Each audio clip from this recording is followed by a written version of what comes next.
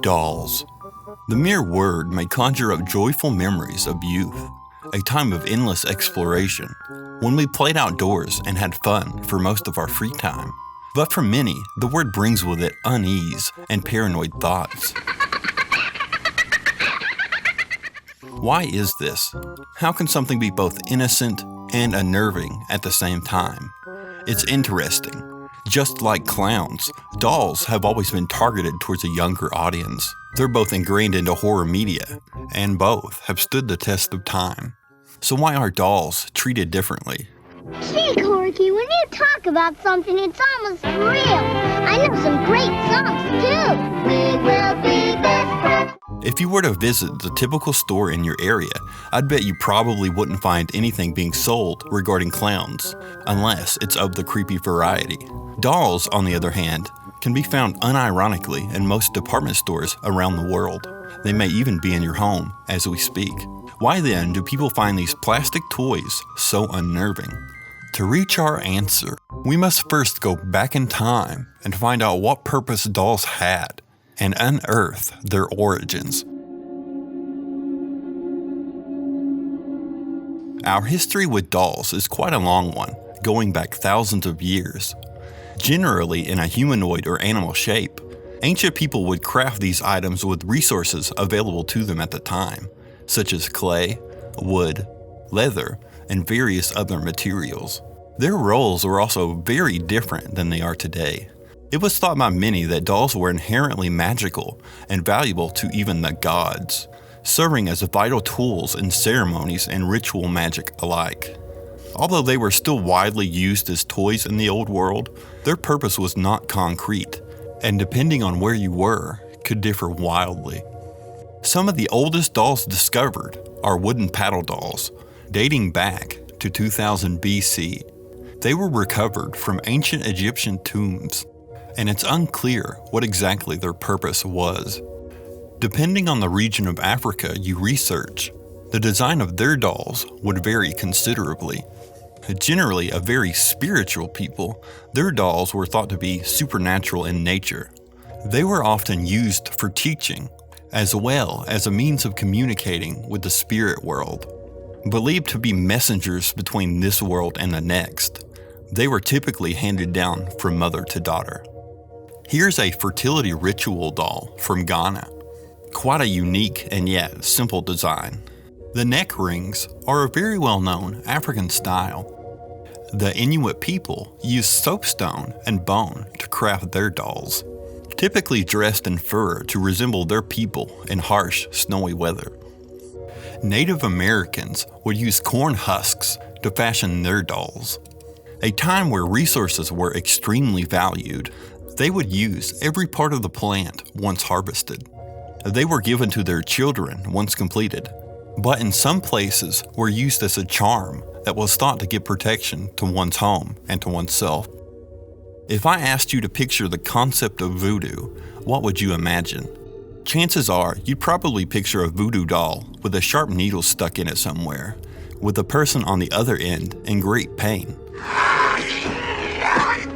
Believe it or not, voodoo dolls like this don't come from the Haitian voodoo religion, but is generally considered to be a myth from the old Middle East. From my understanding, the true practitioners of voodoo use dolls for spirit communication and ritual healing. The idea of a sinister person seeking revenge through ancient magic is nevertheless still culturally relevant in our media even today. Ow! What the hell was that? Oh, keep! To reach what we typically refer to as the modern doll, we must first pass through the industrial era, a time of great innovation in not only scope, but quantity. Dolls began to be made with porcelain, a rigid, yet sleek material in comparison to what came before. The real game changer, however, doesn't come until the advent of plastic, a new softer, more durable material that was not only cheaper, but easier to produce in mass. Throughout the following decades, many families would enjoy this abundance of toys on the market, and the role of the doll would mostly shift to that of a simple plaything. That was just a glimpse into the topic of dolls from our distant past. You might be thinking, Well, that wasn't scary at all. And you'd be right. Almost. You see, that's only half the story.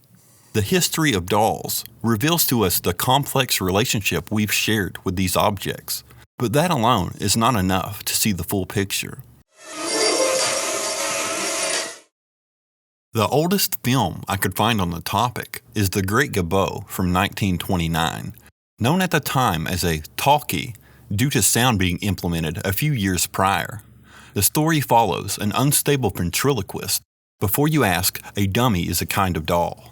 The failing of his performing career, as well as the rejection from his former assistant. We're married. Married? Billed to him only speaking from the dummy. Is he truly insane? Or is there more than meets the eye?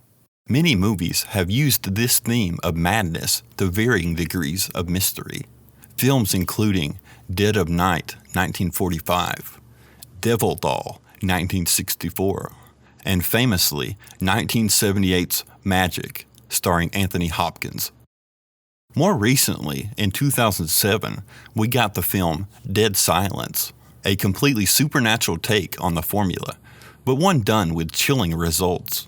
Billy the Puppet, no, not that Billy, is probably what most would see when picturing a creepy dummy. At least, that's true for me. Puppets actually show up a lot outside of movies, like in that one episode of Family Matters.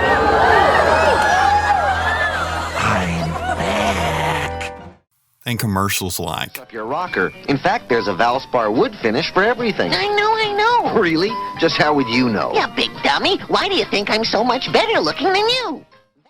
As far as I can tell, the first standard doll in horror media was in the episode Living Doll of The Twilight Zone. Airing way back in 1963, the story follows a little girl with her new doll, Talking Tina, and her jerk of a stepfather, as he delves further into paranoia.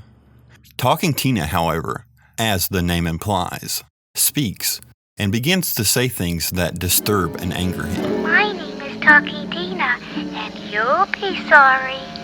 Leading to a confrontation and his mysterious demise. Speaking of television, a made-for-TV movie called Trilogy of Terror aired back in '75. It was an anthology film with 3 distinct segments, and it's the third that is of interest. After coming home from a shopping trip with a wooden box containing a Native American tribal doll, Amelia, played by Karen Black, prepares dinner, but quickly realizes the doll isn't where she left it. Before she can react, she is viciously attacked, and it happens numerous times throughout the night. By the end, it's clear that the spirit within the doll is a powerful one, and won't let go so easy. Given the low budget and time period of the film, the effects are certainly passable, and the unforgettable design of the doll definitely helps. It's the 1980s, the decade of big hair and big action. Yippee-ki-yay, motherfucker. Cartoons like He-Man were being made to market products, and toys were quickly becoming the hot commodity. Technology was also rapidly advancing, and toys were starting to contain basic speech. Hi there. My name is Teddy Ruxpin. How are you today? At least that's what was being advertised. In reality, they were just playing off a few pre-recorded lines, but that didn't stop them from selling like hotcakes. Kids could now have their very own interactive friend and never have to be alone. 1988 was the year that dolls lost their innocence for a lot of people.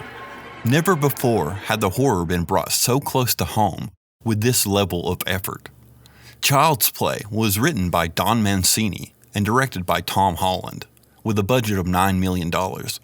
It follows a young boy, Andy Barkley, and his single mother as a late birthday present of a good guy doll named Chucky spirals into a nightmare.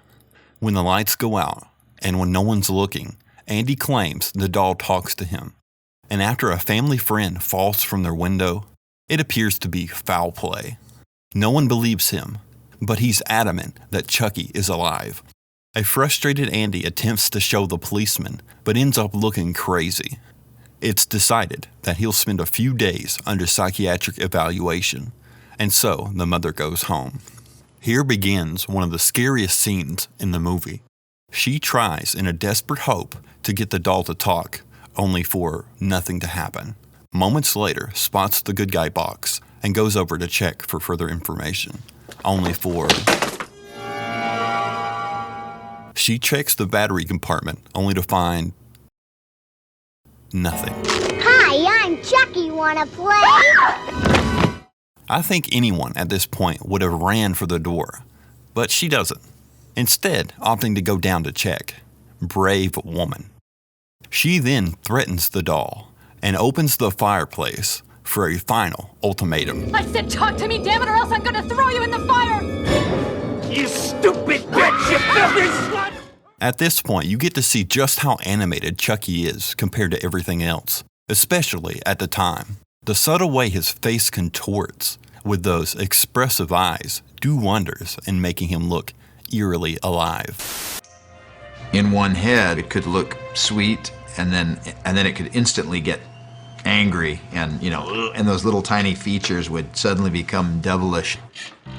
There's one puppeteer that just does the eyes. His job is to blink them, move them left and right, up and down, all that stuff, and that's it. Then you've got a guy that does the brows and the cheeks. You have another guy that just does the mouth. So he's doing the jaw with a mechanism that goes on his head. Maggie. Yeah, Aunt Maggie. After Chucky's escape, she goes back to the detective to inform him of her encounter. But he's not buying it, until he too is attacked. Driving at high speeds and with a knife barely missing his balls, he luckily manages to survive his brush with death, not before getting a direct hit, wounding him. We cut back to the mother in Chucky's old apartment with weird art all over the walls. One jump scare later, Karen. The detective reveals that the guy in the firefight at the beginning of the film's nickname was Chucky, and they need to get to this guy before he does. Apparently, before Mr. Lee Ray died, he transferred his soul into the doll laying beside him. Unknown to him, however, is that as time goes by, he will turn more and more human. In this world, voodoo has power, and this is the person that taught him. After refusing to spill the beans about the nature of him becoming immortal again, a secret weapon is revealed, a voodoo doll. And you know what that means?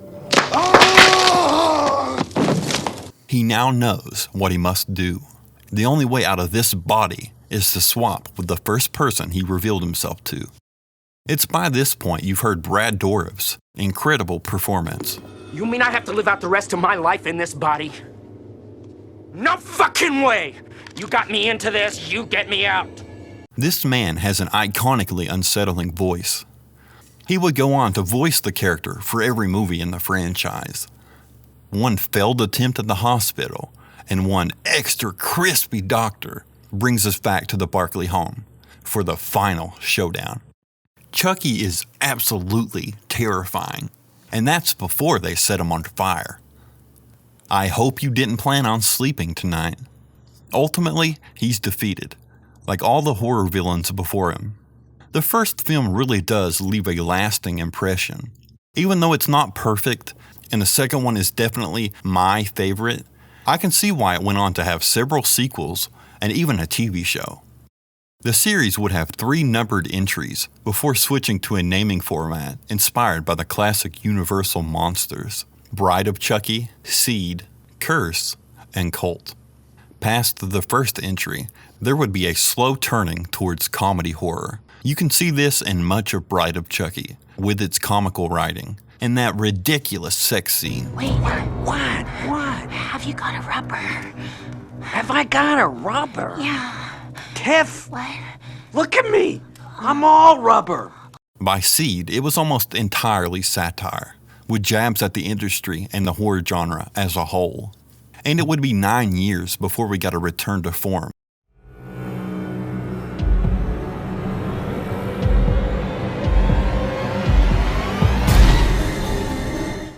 It does a serviceable job in restoring Chucky's good name, But damn, each movie made him more and more ugly. And that ugly carries over to cult. An alright movie with a bunch of good moments, including the return of Andy Barclay, which was very cool. I didn't really care for the whole universe thing with the potentially infinite Chuckies, and the reason for it is kinda dumb. A few years ago, I came across this groovy new spell on voodooForDummies.com that changed everything. But hey, I guess that's what they're doing now. I haven't seen much of the show, but I do believe it's following the same story, at least having a lot of the same characters. You'll have to keep an eye on this one to see how that plays out. The Chucky franchise may be the most iconic killer doll series, but that doesn't mean it stood uncontested. Around the late 80s through the mid-90s, there was a surge of doll movies. Too many to cover in this video, but I will mention some notable ones. Dolls, 1987, Puppet Master, and Dolly Dearest, which was a favorite of mine. I still picture that disturbing face. The Annabelle films have also gained a lot of attention in more recent years, adapting the story of the strange case of the haunted Raggedy Ann doll. It's weird they went for a puppet design instead of its fabric origins, which was not an inherently creepy design, but could have still worked. I remember sleeping on the floor once when I was around 13, and there was a Raggedy Ann and Raggedy Andy wall display across the room, and the light from the TV was casting shadows on it, and I thought it was creepy as hell.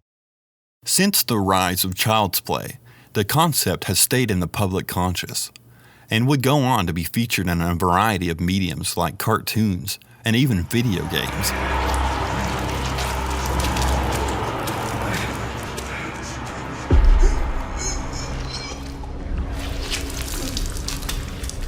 But why has this idea stuck around for so long? The root of our answer lies in the uncanny valley.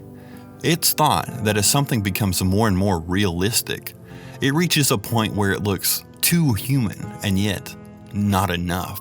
It's an interesting phenomenon. Early CGI especially fell into this area. Something about it just unsettles us. On the other side of the coin, you have characters like Jimmy Neutron and Bob from The Incredibles.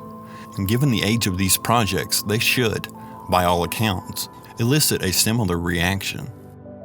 And yet, they don't. What sets them apart from some of their contemporaries is the heavy use of a cartoonish style. You would never mistake either of these characters for existing in our world. You would never mistake them for a person. Their proportions are too exaggerated.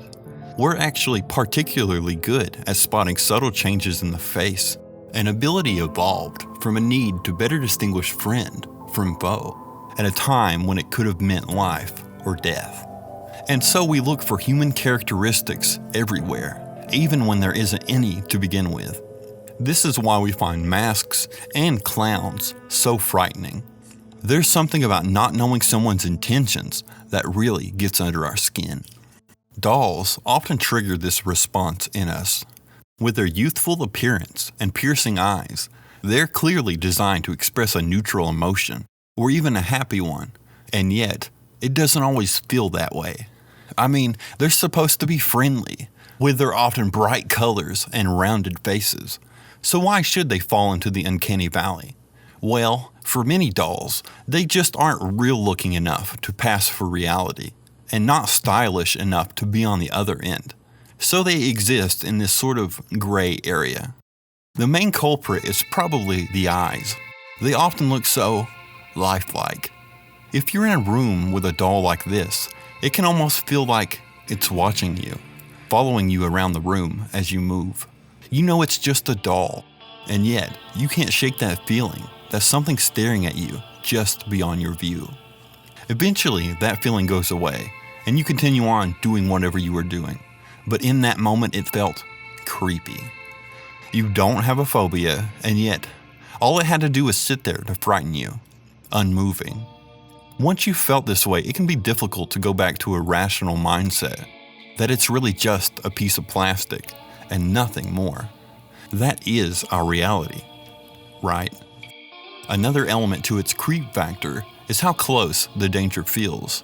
No longer is it the unkillable slasher at Crystal Lake, the nightmare killer on Elm Street, or the chainsaw-wielding madman in Texas.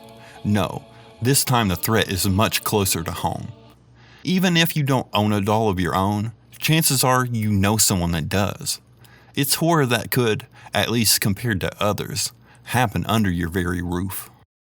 Actually, this reminds me a lot of Junji Ito, which, funny enough, has himself created a few pieces of doll horror in House of Puppets and Hello Dollies.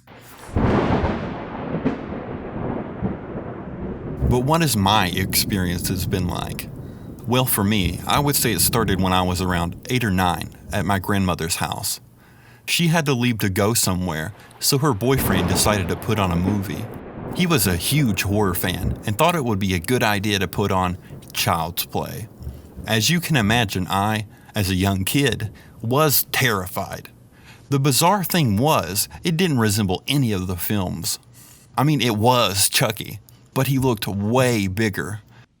Now, if you've seen the first film, you might be thinking I'm referring to the TV show inside the movie that shows a man in a large Chucky costume.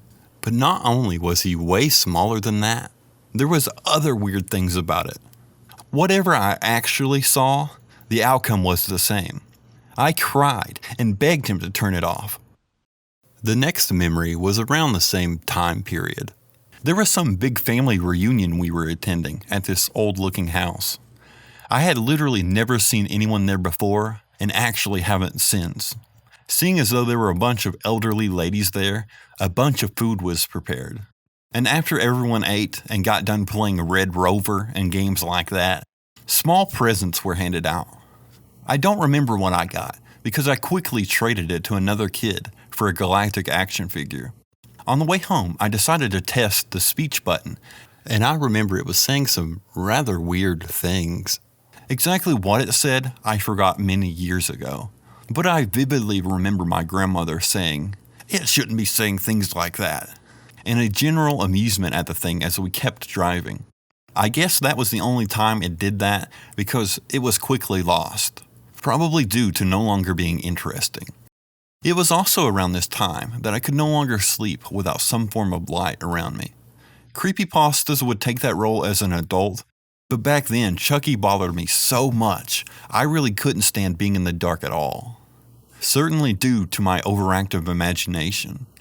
I would at the very least have the TV on all night. You would think after that I would avoid Chucky and horror in general, but it actually started my lifelong love for the topic, spending much of my days watching scary videos or listening to creepypasta. It's the world I've surrounded myself in, and I wouldn't have it any other way.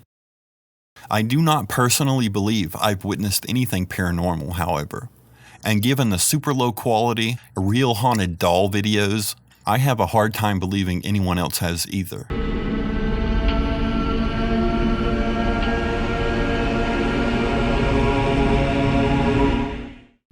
Regardless, I find the idea very interesting, and look forward to the next time a piece of doll media can make me question my sanity and what may be lurking just beyond the surface. Let me know your thoughts in the comments below.